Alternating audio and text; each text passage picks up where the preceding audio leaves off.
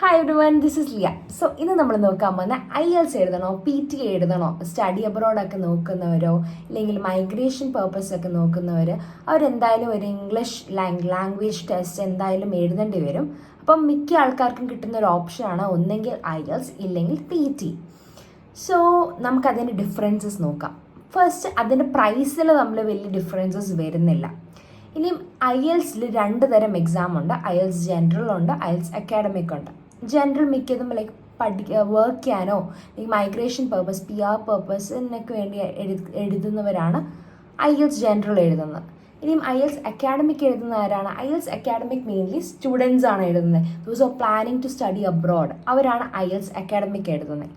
ഇനി നമ്മൾ PT നോക്കുകയാണെങ്കിൽ PT അക്കാഡമിക് ആണ്. ജനറലി എല്ലാ കൺട്രീസിലും PT അക്കാഡമിക് ആണ് അക്സെപ്റ്റൻസിൽ വരുന്നത്. പഠിക്കുന്നതാണേലും ജോലിക്കാണേലും മിക്ക ആൾക്കാരും PT അക്കാഡമിക് തന്നെയാണ് എഴുതുന്നത്. കാനഡയിലാണ് PT കോർ എന്ന് പറയുന്ന എക്സാം ഇപ്പം കറൻ്റ്ലി എഴുതുന്ന എല്ലാവരും. PT കോർ എന്ന് പറയുന്ന എക്സാമാണ് കാനഡയിൽ അക്സെപ്റ്റഡ് ആയിട്ടുള്ളത്.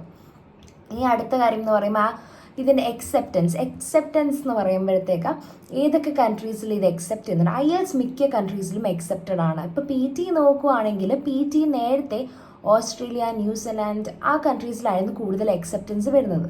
പക്ഷേ ഇപ്പം നമ്മളൊരു ഫ്യൂ ഇയേഴ്സൊക്കെ നോക്കിക്കഴിഞ്ഞാൽ, റീസെൻറ്റ് ഇയേഴ്സ് നോക്കിക്കഴിഞ്ഞാൽ UK-ലും US പിന്നെ ഡിഫറെൻറ്റ് കൺട്രീസിൽ ഇപ്പോൾ അതിൻ്റെ അക്സെപ്റ്റൻസ് കൂടി വരുന്നുണ്ട്.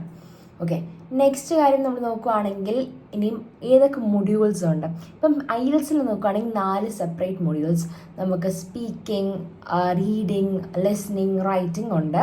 നമ്മുടെ PT നോക്കുകയാണെങ്കിൽ PTക്കകത്തും ഈ 4 മൊഡ്യൂൾസ് ഉണ്ട്. പക്ഷെ നമ്മൾ 3 പാർട്ട് എന്നാണ് പറയുന്നത്. 3 parts are there in PT examination. One is speaking and writing, second is reading, and third is listening. Okay, പിന്നെ ഇനി അടുത്ത കാര്യം എന്ന് പറയുമ്പോൾ അതിൻ്റെ മാർക്കിംഗ് പക്ഷേ നമ്മുടെ IELTSനകത്ത് അത് ഡിപ്പെൻഡൻ്റ് അല്ല.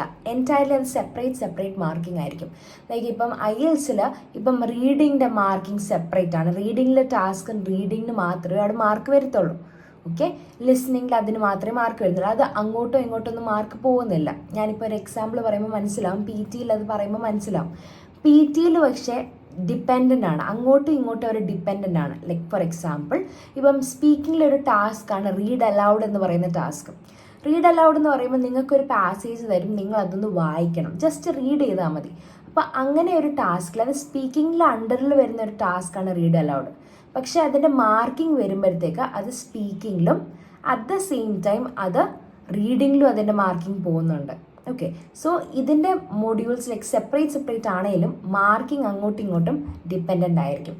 ഇനിയും അടുത്ത കാര്യം എന്ന് പറയുമ്പോൾ സ്പീക്കിംഗ് IELTSൽ നമുക്ക് പേഴ്സൺ ടു പേഴ്സൺ ആയിരിക്കും, ഫേസ് ടു ഫേസ് ഒരു എക്സാമിനർ കാണും. പക്ഷെ നമ്മുടെ PTക്കകത്ത് അങ്ങനെയല്ല. PT നമ്മൾ കമ്പ്യൂട്ടർ ബേസ്ഡ് ആണ്, ഫുള്ളി കമ്പ്യൂട്ടർ ബേസ്ഡ് ആണ്. ഒന്നും നേരിട്ടായിട്ടൊന്നുമില്ല, എല്ലാം കമ്പ്യൂട്ടറിലായിരിക്കും. പിന്നെ IELTS ഇപ്പോൾ കമ്പ്യൂട്ടർ ബേസ്ഡിലാണ് നിങ്ങൾ ചൂസ് ചെയ്യുന്നതെങ്കിൽ നിങ്ങൾക്ക് ക്വസ്റ്റ്യൻ തിരിച്ചു പോകാനുള്ള ഓപ്ഷൻസ് ഉണ്ട്. ഇപ്പം റൈറ്റിങ്ങിലാണ് ഒബ്വിയസ്ലി ഉണ്ട്. പക്ഷെ ഇപ്പോൾ കമ്പ്യൂട്ടർ ബേസ്ഡ് എക്സാമിനേഷൻ ആണെങ്കിൽ നിങ്ങൾക്ക് ക്വസ്റ്റ്യൻസിലോട്ട് തിരിച്ചു പോകാൻ നിങ്ങൾക്ക് ഒന്നും കൂടി ചെക്ക് ചെയ്യാനുള്ള ഓപ്ഷൻ ഉണ്ട് IELTSൽ. പക്ഷെ PTക്കകത്ത് നിങ്ങൾക്ക് തിരിച്ചു വന്ന് ചെക്ക് ചെയ്യാൻ, ഇപ്പം നിങ്ങൾ ചൂസ് ചെയ്ത് കഴിഞ്ഞ ആൻസർ നിങ്ങൾക്ക് അതിന് നെക്സ്റ്റ് ക്വസ്റ്റ്യനിലോട്ട് പോയി കഴിഞ്ഞാൽ തിരിച്ചു പോകാനുള്ള ഓപ്ഷൻ ഇല്ല. പിന്നെ ടൈമിംഗ് നോക്കുകയാണെങ്കിൽ IELTSൽ ഏകദേശം നമുക്ക് ഒരു 2 hours 30 minutes total for listening, reading and writing വരും. സ്പീക്കിങ്ങിന് വേറൊരു ഡേ ആണ് അവർ സെപ്പറേറ്റ്ലി കണ്ടക്ട് ചെയ്യുന്നത്. അത് 15 minutes ഏകദേശം എടുക്കും. പക്ഷെ നമ്മുടെ PT ഒറ്റയടിക്ക് നമുക്കൊരു 2 മണിക്കൂർ, മാക്സിമം പോയ 2 മണിക്കൂർ കൊണ്ട് നമുക്ക് തീർക്കാം. പിന്നെ നെക്സ്റ്റ് എന്ന് പറയുമ്പോൾ സ്കോറിങ്. IELTSലും ഹ്യൂമൻസ് ആണ് ചെക്ക് ചെയ്യുന്നത്. പക്ഷെ നമ്മുടെ PTക്കകത്ത് എന്ന് പറയുമ്പോഴത്തേക്ക് നമ്മുടെ എല്ലാം ഓട്ടോമാറ്റിക് ആയിട്ട് AI സ്കോറിംഗ് ആണ്. ഓക്കെ, ഹ്യൂമൻ ഇവാലുവേറ്റേഴ്സ് പക്ഷേ ഇപ്പം റീസെൻ്റ്ലി 2024 ൻ്റെ അപ്ഡേറ്റ്സ് എല്ലാം കഴിഞ്ഞിട്ട് ഇപ്പോഴാണ് ഹ്യൂമൻ ഇവാലുവേറ്റേഴ്സും കൂടി ചെക്ക് ചെയ്യുന്നുണ്ട്.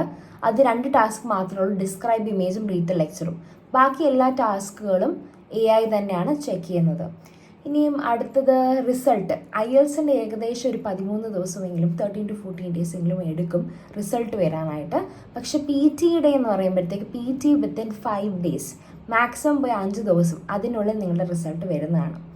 ഓക്കെ, സോ ഇതെല്ലാം നോക്കിയിട്ട് ഈ ഡിഫറൻസസ് എല്ലാം നോക്കിയിട്ട് ലൈക്ക് മിക്ക ആൾക്കാരും പിന്നെയും ഒരു കൺഫ്യൂഷനാണ് ഈ ഡിഫറൻസസ് ഓക്കെ ഈ ഡിഫറൻസസ് ഒക്കെ കണ്ടിട്ടും നോക്കിയിട്ടും നിങ്ങൾക്ക് സ്റ്റിൽ ലൈക്ക് ഒരു ഡൗട്ടൊക്കെ കാണാം, IELTS എടുക്കണോ PT എടുക്കണോ. എല്ലാവരും പറയും PT ഭയങ്കര സിമ്പിളാണെന്ന്. ആക്ച്വലി PT സിമ്പിളാണോ എന്ന് ചോദിച്ചു കഴിഞ്ഞാൽ എഫേർട്ട് എടുക്കുന്ന പോലെ ഇരിക്കും. നിങ്ങൾ മാക്സിമം നല്ല എഫേർട്ട് എടുക്കണം. എഫേർട്ട് എടുക്കാതിരിക്കാതെ പറ്റത്തില്ല. ഒരു ഇച്ചിരി ടിപ്സും ട്രിക്സും PTക്കകത്തുണ്ട്. ആ ടിപ്സ് ആൻഡ് ട്രിക്സൊക്കെ കിട്ടിക്കഴിഞ്ഞ് മനസ്സിലാക്കി കഴിഞ്ഞാൽ അതിൻ്റെ ബേസ് ഒന്ന് ശരിയായി കഴിഞ്ഞാൽ നിങ്ങൾ അതിൻ്റെ മാക്സിമം പ്രാക്ടീസ് എഫേർട്ടൊക്കെ ഇട്ട് കഴിഞ്ഞാൽ നിങ്ങൾക്ക് നല്ലൊരു സ്കോർ PTക്കകത്ത് കിട്ടും.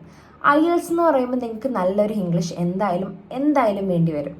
എന്നാൽ മാത്രമേ ഒരു നല്ലൊരു സ്കോർ മാക്സിമം സ്കോർ IELTSൽ വരത്തുള്ളൂ. പക്ഷെ PT എന്ന് പറയുമ്പോഴത്തേക്ക് PTക്ക് ഒരു ആവറേജ് ഇംഗ്ലീഷ് ഉള്ള ആളാണെങ്കിലും ആളൊരു നല്ലൊരു പ്രാക്ടീസ് നല്ല എഫേർട്ടൊക്കെ ഇട്ട് കഴിഞ്ഞാൽ നല്ലൊരു സ്കോറും അയാൾക്ക് അച്ചീവ് ചെയ്യാൻ പറ്റും. ഓക്കെ, സോ ഇനിയും എന്തെങ്കിലും ഡൗട്ട്സ് ഉണ്ടെങ്കിൽ you can obviously text me or pin down in your comments. Okay, so thank you.